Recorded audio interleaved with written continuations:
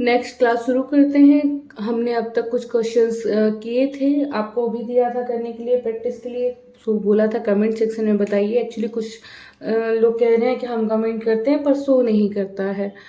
जो भी है, मुझे कमेंट नहीं मिलते हैं, बाद में मिलता है या जो भी है। तो मैं अपने तरीके से क्वेश्चंस को करती जा रही हूँ। एक्चुअली मैंने आपसे पहले भी बोला है कि मुझे कोई मोटिवेशन नहीं मिलता तो प्रॉब्लम होती है। सब्सक्राइबर नहीं बढ़ते, वॉच टाइम नहीं बढ़ता, लाइक शेयर एंड कुछ नहीं, कमेंट सेक्शन कुछ ऐसा है नहीं जो मुझे बहुत मोटिवेट करे कि नहीं कैरी ऑन करते रहें। पर मुझे लग रहा है चलो अब जो चीज़ शुरू करी है उसको कर ही देते हैं ख़त्म, नहीं तो ठीक है। ज़्यादा बात ना करते हुए सीधे क्वेश्चन पे आते हैं। हमने कल एक क्वेश्चन उस पिछले वीडियो में कराया था।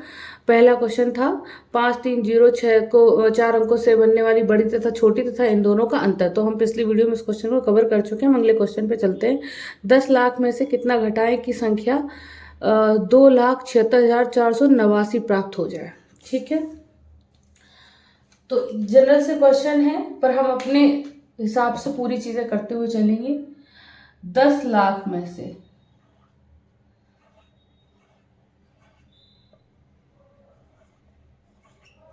10 लाख में से इकाई, दहाई, सैकड़ा, हजार, 10,000, लाख, 10 लाख। अच्छा, जिन लोगों को अगर ये कन्फ्यूज़न होती है, पहली बात तो ये हम लोगों को कन्फ्यूज़न होनी नहीं चाहिए कि हज़ार में कितनी ज़ीरो, 10,000 में कितनी, लाख में 10 लाख में, करोड़ में 10 करोड़ में कितनी ज़ीरो हैं। इस तरह की कन्फ्यूज़न नहीं होनी चाहिए। तो चूँकि बच्चों को होती है क्लास में तो हम उन्हें बताते हैं कि कैसे करना है। हम पढ़ते हैं इस तरीके से, इकाई, दहाई, सैकड़ा। जैसे हमने पूछा कि 10 करोड़ में कितनी जीरो होती हैं, तो यहाँ से पढ़ना शुरू करें। इकाई, दहाई, सैकड़ा, हजार, 10,000, लाख, 10 लाख, करोड़, 10 करोड़। अब 10 करोड़ में बोला तो 10 पे जैसे ही आया पॉइंट करेंगे तो जिस पे पॉइंट आया उसको छोड़ के बाकी गिनते हैं। 1 2 3 4 5 6 7 8। तो यानी 10 करोड़ में 8 जीरो होती है। इस तरह से हम देखते हैं। तो 10 लाख बोला तो इकाई, दहाई, सैकड़ा, हजार, 10,000, लाख, 10 लाख। 10 लाख में कितनी जीरो, इसको हटा के देखेंगे 1 2 3 4 5 6। तो हमारी 6 जीरो हो गई। ठीक है, तो 10 लाख में से कितना घटाया जाए कि हमारा 2,76,000 76,489 प्राप्त हो जाए। ठीक है, ये क्वेश्चन है कितना घटाया जाए 10 लाख में से। तो हमें तो पता नहीं है कितना घटाया जाए, एक जनरल वे जो है मुझसे बता रहे हैं, हमें नहीं पता। पर इसमें से कहा कितना घटाया जाए तो कुछ ना कुछ तो घटाना ही है। घटाना है तो चिन्ह माइनस का लगना है, कुछ घटाना है। मुझे नहीं पता वो कितना घटाना है, हमने मान लिया कि x घटाना है। कितना घटाना है, x घटाना है।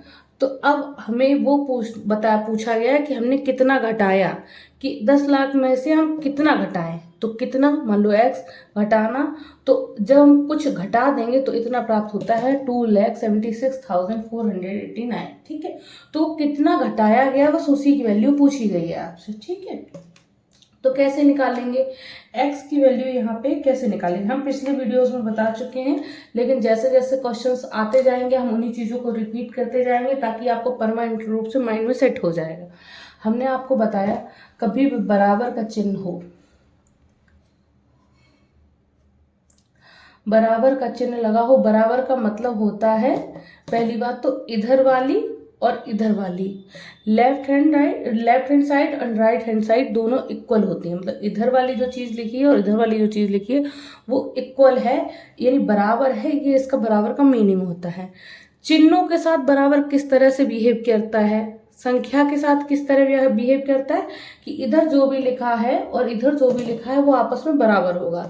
लेकिन ये जो बराबर का चिन्ह है, ये इक्वल का जो साइन है, ये आपके जो साइन है, चिन्ह कौन कौन से हैं आपके, प्लस है, माइनस है, मल्टीप्लाई है एंड डिवाइड है। जो मेन है, ये मेन क्या, यही पूरा मैथमेटिक्स का बेस है।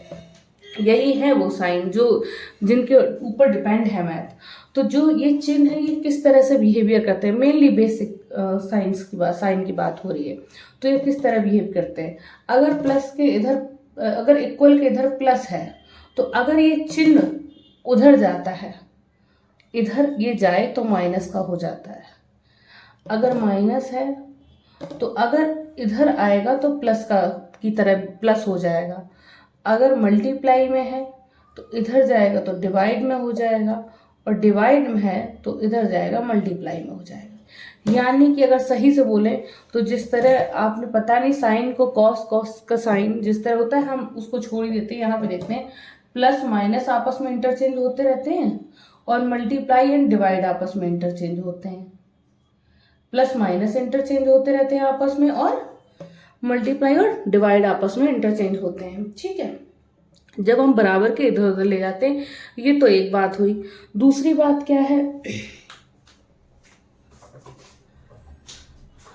दूसरी बात ये है कि अब वही बात आ गई कि हमें x की वैल्यू निकालनी है। किसकी वैल्यू निकालनी है? x की। जिसकी वैल्यू हमें निकालनी होती है वो हम इस साइड रखते हैं, ठीक है, और जिसकी वैल्यू जो उस वैल्यू को छोड़कर जो कुछ भी इधर लिखा होता है वो सब हम उधर ले जाते हैं, ठीक है। दूसरी बात, जिसके साथ कोई साइन नहीं लगा होता है, जैसे 10 चिन्ह माइनस चिन्ह किसका है? जिसके पहले लिखा है उसका ये साइन है। 10,000 के पहले कोई चिन्ह नहीं है तो हम अपने मन से प्लस का चिन्ह मान के चलेंगे। जब कोई चिन्ह नहीं होता तो प्लस का साइन होता है।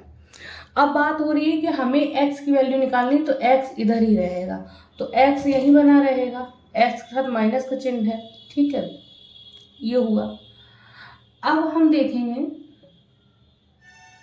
कि 10,000, या हम दूसरी चीज ऐसे कर सकते हैं कि हमें ये दिख रहा है कि हमें हमेशा बड़े में से छोटा घटाना है, या दूसरी चीज ये देखें कि जो x है वो किसका चिन्ह है? माइनस का है। किसका चिन्ह है? माइनस का। तो x को प्लस में कैसे बनाएं? भाई x की जो वैल्यू होगी वो प्लस में ही होगी मैक्सिमम कंडीशन में। हम पहले ये देखते हैं x माइनस में आएगा तो बाद में भी आंसर माइनस में आ जाएगा। हम ये सोच के चलेंगे कि ये जो x है वो प्लस में है, तो ये माइनस में इधर दिया गया है, तो अगर इस माइनस के चिन्ह को इधर ले जाएं तो प्लस में हो जाएगा, तो ये प्लस का x इधर आ जाएगा। तो ये 10,000, अब x जब इधर आ गया तो सारी इधर वाली चीज इधर आ जाएगी, 10,000 ऐसा ही लिखा रहेगा। और ये प्लस का 2,76,489 लिखा है, इधर आके माइनस का 2,76,489 हो जाएगा, ठीक है। अब इसे माइनस कर देंगे, 0 में से 9 गई, यानी 0 में से 9 जाएंगी नहीं, यहाँ सांसें लेंगे, 10 में से 9 गई 1, यहाँ बचा 9, 9 में 8 गई 1, 9 में 4 गई 5, 9 में 6 गई 3, 9 में 7 गई 2, और यहाँ पे बचा 9, 9 में से 2 गई 7। तो कितना बचा 2,76,489। जब 2 लाख, अगर हम 10 लाख में से ये x की वैल्यू आई, कितनी की वैल्यू आई? x, यानी कि अगर 10 लाख में से हम 7,23,511 घटा दें तो यही आ जाएगा आपका 2,76,489। इस क्वेश्चन में कुछ नहीं था। इस क्वेश्चन में आपको प्लस माइनस जो चिन्ह है उसका चेंजमेंट बस बताना था इस क्वेश्चन से कि कैसे क्या ये बिहेव करेगा।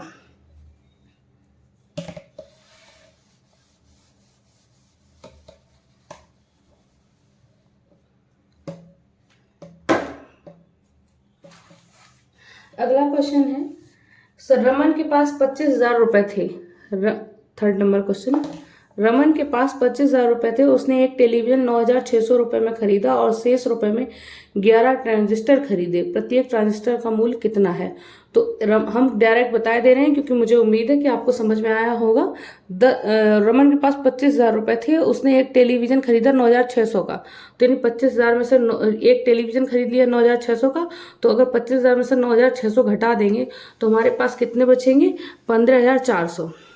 अब जो 15,400 रुपये बचे हैं तो आगे लिखा है शेष रुपयों में, यानी 15,400 रुपये में 15,400 रुपये में 11 ट्रांजिस्टर खरीदे गए। तो 15,400 रुपये में 11 ट्रांजिस्टर खरीदे गए, तो एक ट्रांजिस्टर 11 ट्रांजिस्टर खरीदे गए, ट्रांजिस्टर टी 15,400 में, तो एक ट्रांजिस्टर कितने में खरीदा जाएगा? हम जो चीज़ मल्टीप्लाई में होती है, यहाँ देख लो, जब कोई चीज़ नहीं मल्टीप्लाई का है बीच में, बराबर के उधर जाएगी तो ये डिवाइड में हो जाएगी, बराबर के उधर जाएगी तो ये डिवाइड में हो जाएगी नीचे। तो 11 एकम 11, 15 में भाग गया, 11 एकम 11, 4 बचा 44, 11 चौको 44, तो टी बराबर 1400। तो एक ट्रांजिस्टर कितने का आया? 1400 रुपये का। कितने का आया? 1400 रुपये का। ठीक है, अगला क्वेश्चन है हमारा, सरिता ने भाग का एक प्रश्न हल करने के लिए, सरिता ने भाग का एक प्रश्न हल करके बताया कि इसका भागफल शेषफल का 6 गुना है तथा भाजक भागफल का 10 गुना है। यदि शेषफल 14 है तो भाज्य बताइए कितना है। ठीक है, हम इसलिए क्वेश्चंस को बहुत ज़्यादा नहीं दिखाएंगे क्योंकि हम पिछले वीडियोस अगर आपने देखे, अगर आप डायरेक्ट इस वीडियो पे हैं तो आप पिछले जाके देखिए, क्योंकि अगर पिछले आपने देखे हैं तो उनमें ये क्वेश्चन सारे दिए गए थे आपको घर पे सॉल्व करने के लिए, प्रैक्टिस के लिए। तो अगर आपने किए हैं तो क्वेश्चंस को बहुत ज़्यादा आपके माइंड में ऑलरेडी होंगे, लेकिन फिर भी सरिता ने भाग का एक प्रश्न हल करके बताया। सरिता ने एक भाग का प्रश्न किया, भाग इसी तरह होता है, भाग का प्रश्न हल करके बताया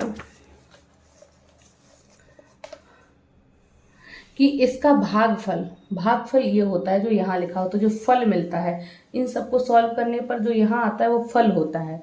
ठीक है, भागफल शेषफल का 6 गुना है। भागफल क्या है? शेषफल का 6 गुना। तो शेषफल यहाँ पे है, शेषफल का कितना है यहाँ पे? ये 6 गुना है शेषफल का। ठीक है, ये हम अभी क्वेश्चन को सिर्फ समझ रहे हैं, हम और कुछ नहीं कह रहे हैं। भागफल जो है वो शेषफल का 6 गुना है। 6 गुना, गुना जो होता है वो मल्टीप्लीकेशन, गुणा 6 गुना यानी 6 गुणा, तो 6 गुना है। तथा भाजक भागफल का 10 गुना है। जो भाजक जो होता है यहाँ का जो लगा होता है यानी भाजक, भाज्य सबसे बड़ा होता है, तो जो भाजक है वो भागफल का 10 गुना है। भागफल ये पूरा है क्योंकि भागफल जो है वो शेषफल का 6 गुना है। तो जो भाजक है वो भागफल, ये भागफल है, इसका 10 गुना है। भाई ये तो हो गया भागफल, ये चीज तो भागफल हो गई। और जो भाजक है, अच्छा ये क्वेश्चन ऊपर मैं थोड़ा सा नीचे करती हूँ, बोर्ड पे ऊपर चला गया। इस तरह से साइन है, जो यहाँ लिखा होता है वो आपका भागफल होता है। जो क्वेश्चन हम करते हैं उसको जो यहाँ मिलता है रिजल्ट, उसे ही फल कहते हैं, तो भागफल होता है। और यहाँ जो लिखा होता है वो शेषफल होता है। क्वेश्चन ये कह रहा है जो भागफल है ये जो है वो शेषफल का 6 गुना है। शेषफल का मतलब गुणा, 6 गुना 6 गुणा। ठीक है, और जो भाजक है यहाँ पे जो लिखा है वो भागफल का 10 गुना है। तो 10 गुना भाग किसका, ये जो भाजक है वो 10 गुना है, 10 गुणा किसका? भागफल का। तो भागफल कितना है? 6 गुणा शेषफल। ये हम सिर्फ आपको समझाने के लिए बता रहे हैं, बाकी आप समझाने का सेंस ये है कि हम आपको ये बता रहे हैं क्वेश्चन क्या कह रहा है, बाकी तो आप डायरेक्ट कर ही लेंगे। यदि शेषफल 14 है तो भाज्य बताओ, यानी ये पूछा गया है क्या है, जब अगर शेषफल कितना है? 14। अगर शेषफल 14 है तो भागफल कितना हो जाएगा? 6 गुणा 14, 6 84। अगर भागफल 84 है तो भाजक 84 का 10 गुना, ये अगर 84 है तो ये 810 हो गया, 840 हो गया। ठीक है, क्योंकि 10 गुना है भागफल का, भागफल है 84 का 10 गुना 840। अब ये पूछ रहा है भाजक क्या है। अब आपको फॉर्मूला पता ही है, भाज्य बराबर होता है भाजक गुणे भागफल प्लस शेषफल। ये फॉर्मूला हमें पता है, नहीं पता तो पता कर लो। भाजक कितना हो गया हमारा?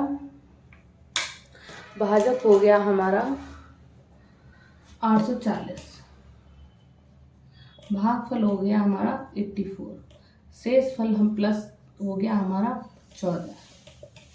मल्टीप्लाई कर देंगे 84 का 84 में मल्टीप्लाई, भाई जीरो तो ऑलरेडी जीरो लगा हुआ है। 84 का 84 मल्टीप्लाई किस तरह करेंगे?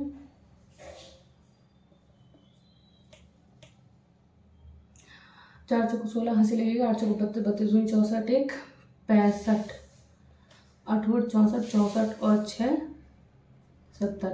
आई थिंक यही है, कुछ गलत हो तो देख लीजिएगा। तो ये 84 का 84 मल्टीप्लाई, यानी कि 84 में 84 का मल्टीप्लाई करेंगे तो इसका मतलब यही है कि 84 का स्क्वायर है, 84 का स्क्वायर है। किसी चीज़ का स्क्वायर 4 चौको 16 हंसी लगी 8, अब 8 चौको 32, 32 दूनी 64, 64 1 65, 8 64, 64 और 6 70। आई थिंक यही होगा, अगर कुछ गड़बड़ हो तो बताइएगा। अब 4 6 7 5 0 से इतना आया इसका भाज्य 7000, ओके 70,574, ठीक है, इतना आएगा इसका। ठीक है, तो इस क्वेश्चन से हमें लगता है आपको एक ये बताना चाह रहा था कि भाज्य बराबर आपको फॉर्मूला याद है कि नहीं है, प्रति कैलकुलेशन का क्या बिहेवियर है आपको पता होना चाहिए, गुना का क्या मतलब होता है, शायद इस क्वेश्चन से ये मतलब था। और इस क्वेश्चन से ये भी मतलब था कि आप किसी संख्या का वर्ग कैसे निकाल सकते हैं। हम इस क्वेश्चन को हटा रहे हैं।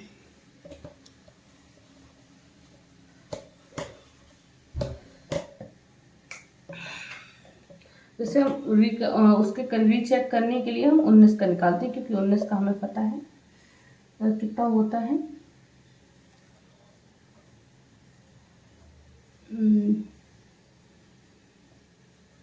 शायद 361 होता है 19 का, ठीक है, स्क्वायर। लेकिन हम निकालते हैं कि हम सही है कि 9 में 81, 8 9 एकम 9, 9 दूनी 18, 18 और 8 26, 2 और 1 एकम 1, 1 और 2 3, ठीक है, सही है। तो स्क्वायर निकालना देख लीजिए यहाँ से। स्क्वायर यानी कि सेम संख्या का गुणा कैसे करते हैं। अगर कहीं पे इस तरह लिखा हुआ है 76 मल्टीप्लाई 76, तो हम डायरेक्ट कर सकते हैं 76 का स्क्वायर। किसी स्क्वायर का मतलब होता है जो ये चीज़ अंदर लिखी है ये 2 बार है इसका मल्टीप्लाई, ये स्क्वायर। अगर कहीं पे क्यूब लिखा है, क्यूब यानी घात, इसे वर्ग भी कहते हैं, तो इसका मतलब है 76 का 76 में 3 बार गुणा है, ये इसका मतलब होता है। ठीक है, ये मतलब आपको पता है तो ठीक है, नहीं तो आगे देखता हूँ। तो कैसे करेंगे, पहले वाले का पढ़ेंगे, आपस वर्ग निकाल रहे हैं तो 6 का 6 बार 6 36, 3 हासिल। फिर क्या करेंगे, आपस में गुणा 6 7 42, 42 दूनी 84, 84 भाई इन दोनों गुणा करेंगे फिर डबल कर देंगे, 7 6 42 दूनी 84, 84 में 3 जोड़ेंगे आपका 87 8, फिर 7 का पहले 6 का वर्ग, फिर इन दोनों का गुणा करके डबल, फिर 7 का 7 7 49 49 और 8 57। ये होता है इसका वर्ग निकालने का तरीका। ठीक है, अगले क्वेश्चन पे हम जाते हैं। आप वर्ग ऐसे ही निकालिएगा, कमेंट सेक्शन में बताइएगा। 84 का वर्ग, 73 का वर्ग, 97 का स्क्वायर, ये हमें आप करके बताइएगा कमेंट सेक्शन में। अगर आप देखेंगे तो मुझे भी अच्छा लगेगा, नहीं देखेंगे तो जैसा आपको ठीक लगे। एक अगला क्वेश्चन है, एक मैदान 176 मीटर लंबा, एक मैदान 176 मीटर लंबा तथा 112 मीटर चौड़ा है। फीते की वह बड़ी से बड़ी नाप बताओ जिससे मैदान की लंबाई और चौड़ाई मापी जा सके। इस क्वेश्चन को देख के आपको समझ में आ रहा है कि क्या करना है आपको। एक मैदान की लंबाई है 176, चौड़ाई है 112, मैदान है, लंबाई है 176, चौड़ाई है 112 मीटर। ये कह रहा है एक फीता मुझे ऐसा नाप के दो, फीते की वह बड़ी से बड़ी माप बताओ जिससे मैदान की लंबाई और चौड़ाई दोनों मापी जा सके। मतलब एक फीता ऐसा हो जिससे 176 पूरा पूरा नप जाए और 112 भी पूरा पूरा नप जाए। अब आप कह दो 1 मीटर के ले लें तो 176, ये कोई तुक नहीं हुआ, बड़ा सा बड़ा बोला गया। बड़ा सा बड़ा कितना ले सकते हैं, छोटा से छोटा नहीं बोला गया। तो जब भी कभी बड़ा से बड़ा बोला जाए, हमने आपको बताया था जब हमने आपको एलसीएम और एचसीएफ पढ़ाया था, तब हमने दोनों का मीन बताया था आपको। Least common multiple, highest common factor. Factor already संख्याओं में होता है, जो भी संख्याएं लिखी हों उसमें ऑलरेडी फैक्टर होता है।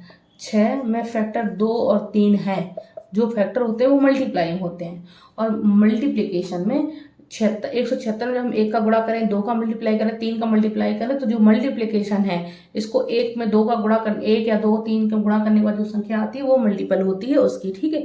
फैक्टर जो होती है जो ऑलरेडी इसमें होते हैं। एलसीएम में लीस्ट कॉमन मल्टीपल, लीस्ट मतलब होता है कम से कम, छोटा से छोटा, और हाईएस्ट कॉमन मल्टीपल।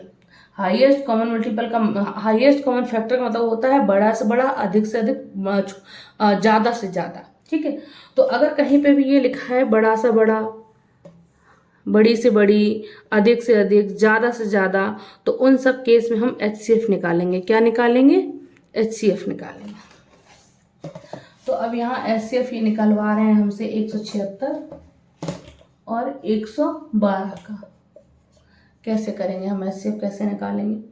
हम सबसे पहले एक काम करते हैं, अगर हमें नहीं पता डायरेक्ट इतनी बड़ी संख्या का एचसीएफ निकालना नहीं आता है, तो हम इन दोनों को पहले एक काम करते हैं, इन दोनों को घटा के देखते हैं।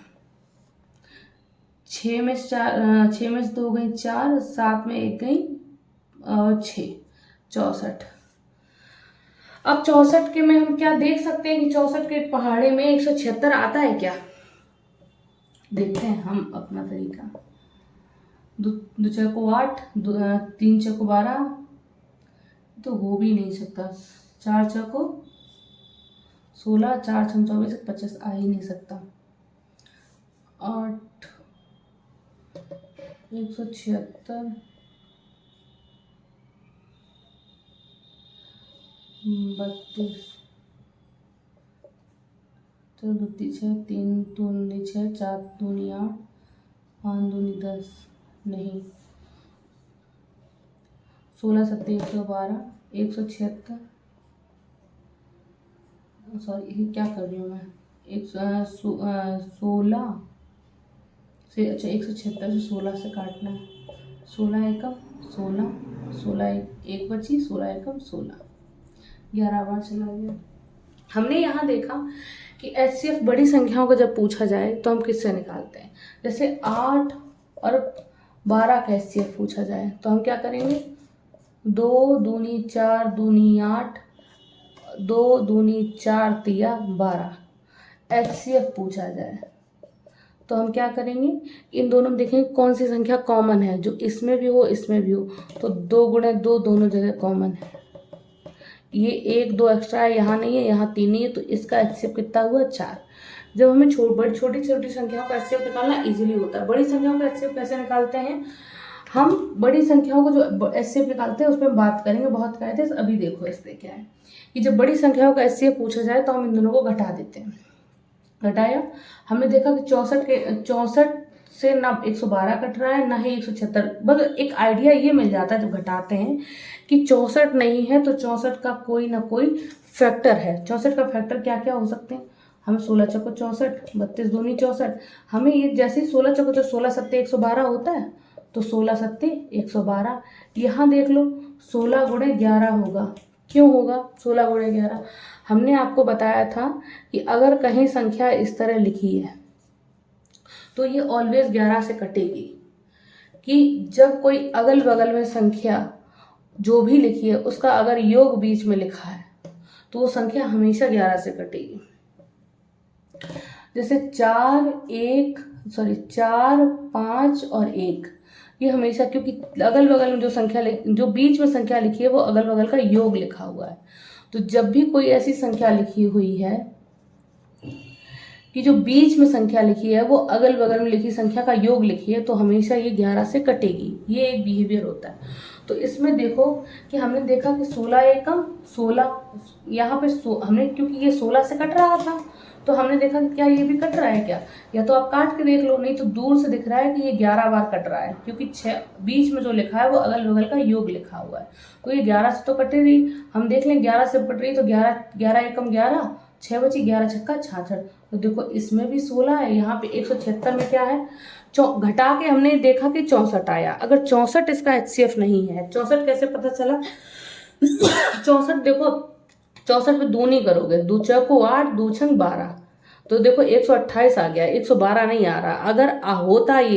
अगर इसका फैक्टर होता तो इसमें ऑलरेडी ये 64 होता। 64 होने का मतलब ये इसके मल्टीप्लाई में होता, ठीक है।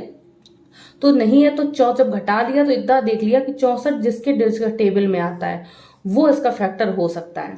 तो हमने देखा 16 सत्ते 112 होता है, तो 16 तो यहाँ मिल गया। यहाँ हमने दूर से देखा कि ये 11 से कट रहा है, तो 11 से कटा तो कितने बार कट रहा है, 16। तो यानी कि 176 को जब हम लिखेंगे तो 176 के जो फैक्टर आए वो क्या क्या आए, 16 गुणे 11, और 112 के फैक्टर आए 16 गुणे 7। तो HCF क्या होता है, जो दोनों में हो 16। समझ में आया? तो बड़ी से बड़ी वो माप कितनी है, 16 है। कितनी है, 16 है। तो जो बड़ी है, तो यही पूछा था उसने, बड़ी से बड़ी वो लंबाई, अगर 16 मीटर का कोई फीता है तो वो लंबाई 176 को भी माप देगा और 112 को भी माप देगा। अगला क्वेश्चन है 12 व 18 का लासा और मासा ज्ञात करो। लासा और मासा के गुणनफल और दोनों संख्या के गुणनफल में क्या संबंध है। 12 18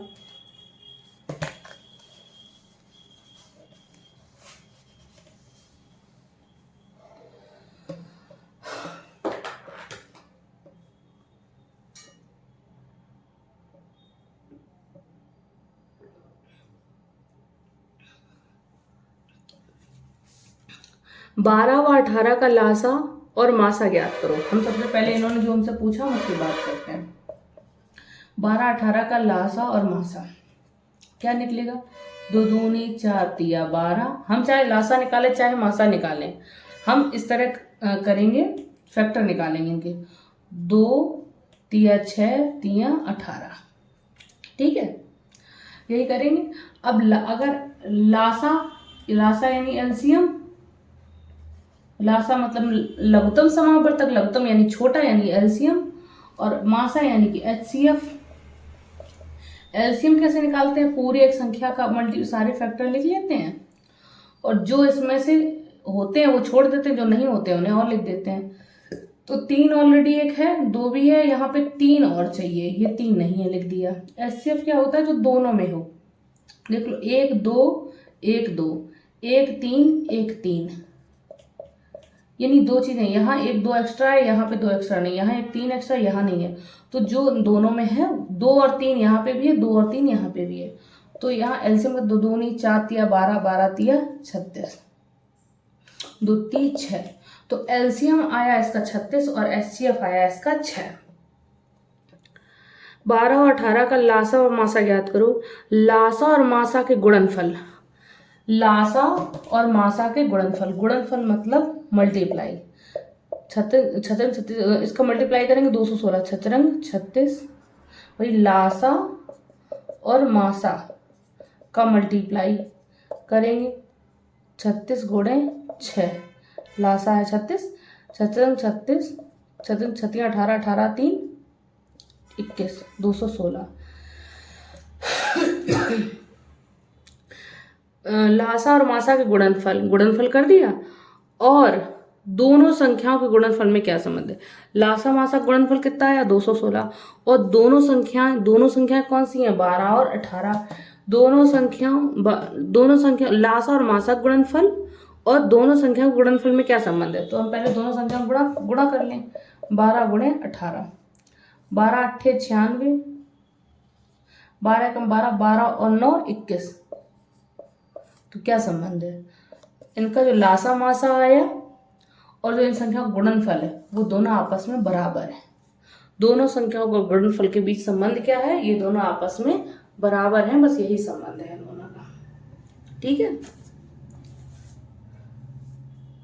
या संबंध को सेंस ये है, हाँ अब यहाँ से एक चीज निकल रही है, संबंध इन्होंने ये पूछा है, एक्चुअली सही है, मैंने जो बोला वही बात सही है, कि यहाँ पे आपने देखा कि वो 2 संख्याएं जो थी उनका गुणा किया हमने, और जो एलसीएम एचसीएफ आया उनका गुणा किया, तो हमने ये देखा कि दोनों संख्याओं का गुणा और उनके एलसीएम एचसीएफ दोनों का गुणा बराबर आया।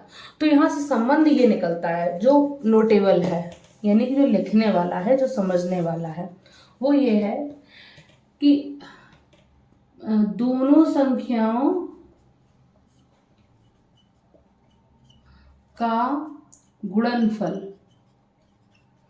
बराबर होता है एलसीएम और एचसीएफ का, ठीक है। दोनों, या इस तरह ना लिखा हो तो इस तरह लिखा होगा। दोनों संख्या मतलब फर्स्ट संख्या मल्टीप्लाई सेकंड संख्या बराबर एलसीएम गुणा एचसीएफ, या इस तरह लिखा होगा पहली गुणा दूसरी बराबर एलसीएम गुणा एचसीएफ। यहाँ लघुत्तम या महत्तम इस तरह लिखा होगा। ये तीन एक ही बात है एक्चुअली। ये तीनों बातें ये कह रही हैं कि दोनों संख्याओं का गुणनफल, फर्स्ट एंड सेकंड का गुणनफल, पहली या दूसरी गुणनफल जो है वो बराबर होता है लासा गुणा मासा। किसका लासा मासा? इन्हीं दोनों संख्याओं के लासा मासा। ठीक है, तो ये देख लीजिए, हम बिगाड़ने जा रहे हैं। ये कहाँ नीडेड होता है हम बता रहे हैं। आपसे क्वेश्चन इस तरह बोल दिया जाएगा, कोई एक संख्या 75 है तथा उसका लासा 12 है, और लासा इसका 75 है और मासा इसका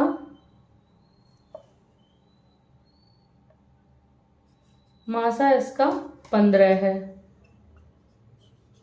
तो दूसरी संख्या क्या होगी? एक संख्या 75 है, अगर इसका लासा या इसे थोड़ा बदल देते हैं। एक संख्या जो है वो 75 है और इसका एलसीएम 15 है और एचसीएफ, एलसीएम 15 कैसे हो सकता है? मैं क्या कर रही हूँ, 75 ही बना देते हैं। एलसीएम 75 है और एचसीएफ इसका 15 है। तो दूसरी संख्या बताओ। तो हमें क्या करना है? हमें पता है पहली संख्या गुणा दूसरी संख्या बराबर एलसीएम गुणा एचसीएफ। हमें ये फॉर्मूला पता है। तो पहली यानी 75 लिखा हुआ है, दूसरी हमें पता नहीं है, एक्स मान लेंगे, एचसीएफ की जगह 15 है और ये ऐसे लिख दिया। एक्स बराबर 75 से 75 कट जाएगा, 15 आएगा। तो यानी दूसरी संख्या एक्स मानी थी वही आ गई। तो दूसरी संख्या कितनी है? 15। तो ये फॉर्मूले के रूप में यूज होता है। ठीक है, ये आपको फॉर्मूला याद रखना है कि फॉर्मूला क्या होता है। लासा गुणा मासा के बराबर पहली संख्या गुणा दूसरी संख्या, या दोनों संख्याओं का गुणनफल बराबर, जो भी लिखना चाहो उस तरह लिख सकते हैं। अगला क्वेश्चन है आपका, दीपिका साइकिल से 1 घंटे में 9 सही 2/3 किलोमीटर जाती है। 4 सही 1/2 घंटे में कितनी दूर जाएगी? दीपिका 1 घंटे में 9 सही 2/3 किलोमीटर जाती है। 1 घंटे में 9 सही 2/3 किलोमीटर जाती है। ठीक है, एक्चुअली पिछले वाले क्वेश्चन से उन्होंने ये बताया था आपको कि आप फॉर्मूला याद रख लें कि लासा गुणा मासा बराबर होता है पहली संख्या गुणा दूसरी संख्या, या लासा गुणा मासा बराबर होता है दोनों संख्याओं का गुणनफल। ये उन्होंने बताने की कोशिश की थी, इसलिए वो क्वेश्चन पूछा गया था। अब यहाँ ये क्वेश्चन है, दीपिका साइकिल से 1 घंटे में 9 सही 2/3 किलोमीटर जाती है, तो 4 सही 1/2 घंटे में कितनी दूर चलेगी? 1 घंटे में जाती है इतना, तो हम इसे पहले सही कर लें। 9 या 27, किसी संख्या को सही को कैसे? 9 या 27, 27 में 2 जोड़ोगे 29/3 किलोमीटर। तो 1 घंटे में घंटा यानी आवर, यानी 1 आवर में इतने किलोमीटर जाती है। उसने कहा है आवर अब 1 नहीं है, 4 सही 1/2 है। तो 4 सही 1 को 4 सही 1/2 का मतलब क्या है? 4 दूनी 8 और 1 9, 4 दूनी 8, 1 9/2। 9/2 घंटे में वो कितना किलोमीटर चलेगी? 4 सही 1/2 का मतलब क्या है? 4 दूनी 8, 1 9/2। तो ये कह रहा है 1 घंटे में तो किलोमीटर चलती है। 9 सही 1/2 घंटे में कितना किलोमीटर चलेगी? तो 1 को 9 सही 2/2 घंटे, 1 की जगह 9/2 बनाना है। तो कैसे बनाएंगे हम? 9/2 का हम यहाँ पे गुणा कर दें, तो दोनों तरफ कर देंगे 9/2 का कर देंगे। अब जब गुणा कर देंगे तो यहाँ देखेंगे 3 से 3 त्रिका 9, और यहाँ पे जब हो गया तो अब देखें 3 का गुणा करेंगे, 3 9 27, क्योंकि 2 से कट नहीं रहा है, और 3 दूनी 3 में 27, यहाँ से लगे 3 दूनी 6, 7, 8, 87/2 इतना आ गया। अब इसे 2 से डिवाइड कर दो, 2 6 को 8, 2 3 6, 1 बचा, 2 का भाग 1 में जाएगा नहीं क्योंकि 1 छोटा है, तो बड़ा करने के लिए 0 लगाएंगे, तो यहाँ दशमलव, 2 पंचे 10, तो यानी कि 9/2 घंटे में वो 43.5 किलोमीटर चलेगी। ठीक है, 9/2 घंटे में वो 43.5 किलोमीटर चलेगी।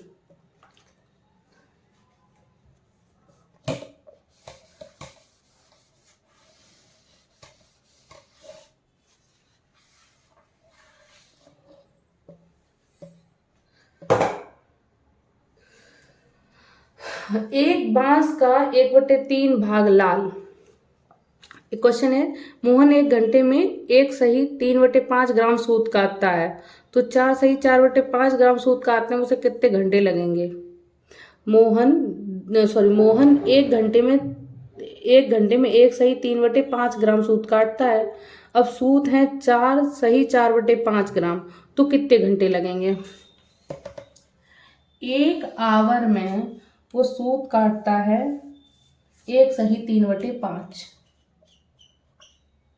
1 सही 3/5 सूत, इसको सही करेंगे तो 5 कम 5 8/5 सूत, ये तो वो काटता है 1 घंटे में।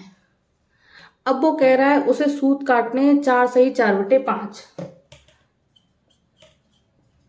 ये 8/5 तो सूत काटने में लगे उसे 1 घंटे, तो इतने सूत काटने में उसे कितने घंटे लगेंगे? यानी कि पहले पूछ रहा था ये वाली चीज कि कितना किलोमीटर, अब पूछ रहा है ये वाली चीज। जब जो चीज पूछी जाए वो हम उधर रखते हैं, तो हम उल्टा कर देंगे। 8/5 सूत काटने में उसे 1 घंटा लगता है, तो सूत अब बोल रहा है कि इतने काटने में कितना लगेगा। हम सूत जो पूछा जाता है वो उधर रखते हैं। ठीक है, तो 5 को 20, 20 और 4 24/5। तो भाई यहाँ 5 तो ऑलरेडी है, 8/5 सूत है, पहले 8/5 सूत 1 घंटे में, अब 24/5 सूत की बात कर रहा है। तो भाई 8/5 को 24/5 बनाना है, 5 तो ऑलरेडी लिखा है, ऊपर 8 की जगह 24 बनाना है, तो 8 की जगह 24 कैसे बनाएंगे हम? कितने का गुणा कर दें हम? कैसे बन सकता है? 8 की जगह 24 बनाने के लिए हम 3 का गुणा करेंगे। कितने गुणा करेंगे? 3 का, तो दोनों जगह 3 का हो जाएगा। तो 8 × 24/5 सूत काटने के लिए उसे 3 घंटे लगेंगे। कितने घंटे लगेंगे? 3 घंटे। तो यही बात हुई कि उसे 24/5 या 4 सही 4/5 सूत काटने में कितने घंटे लगेंगे? 3 घंटे। आपको बात समझ में आ रही है? ठीक।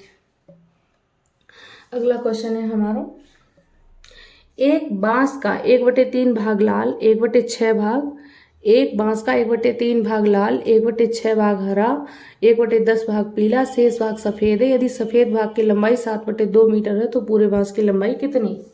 ठीक है,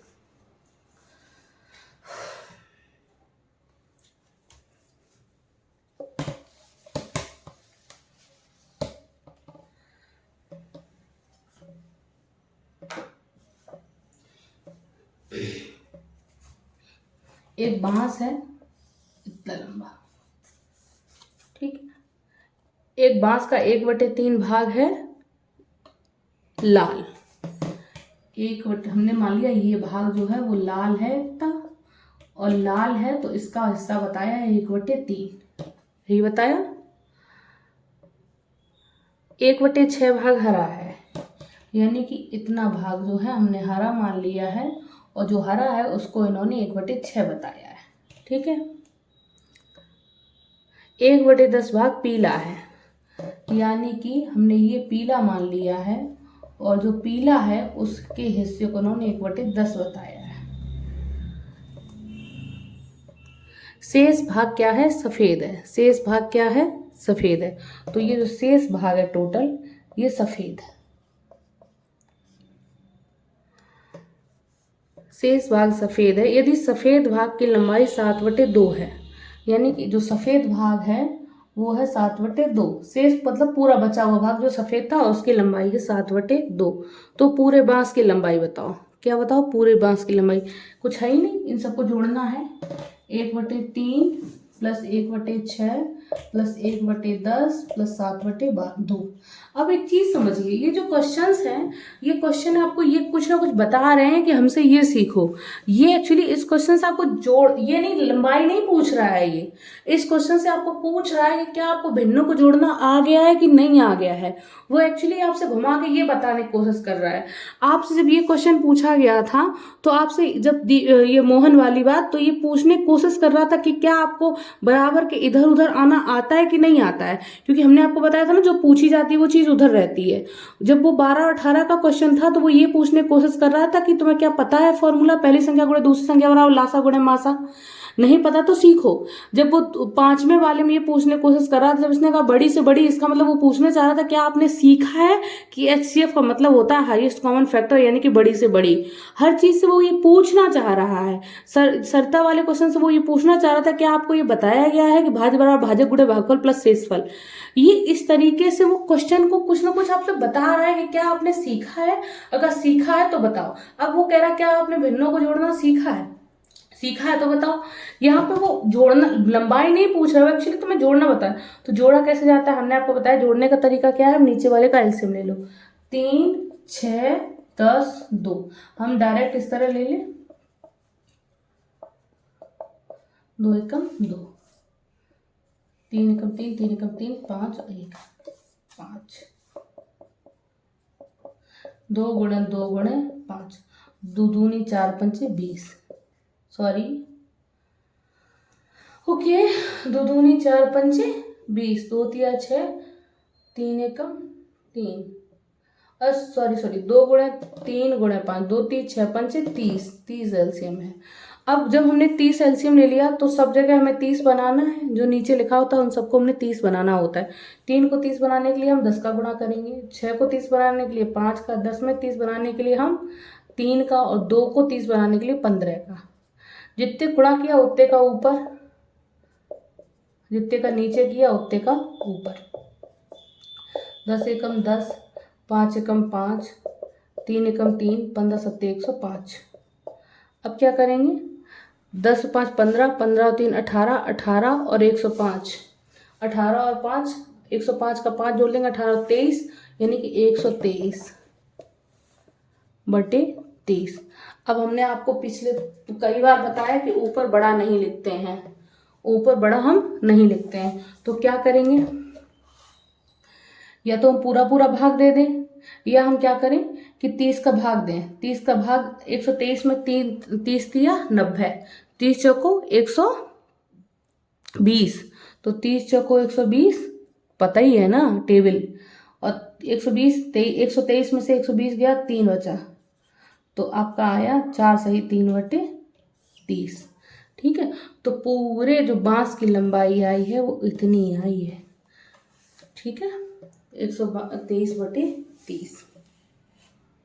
अगला क्वेश्चन था,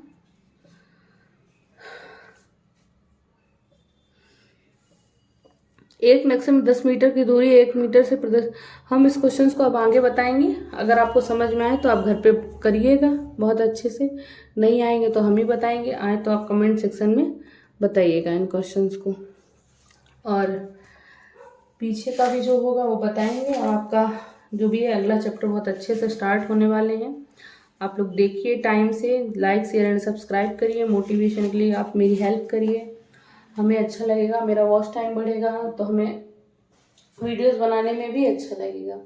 बाकी मैं उम्मीद करती हूँ कि मैंने जो समझाया है आपको समझ में आया होगा। जो नहीं समझ में आया है आप हमें कमेंट करके बता सकते हैं अगर आप चाहें तो ठीक है, हम यही वीडियो को रोकते हैं। देखने के लिए धन्यवाद।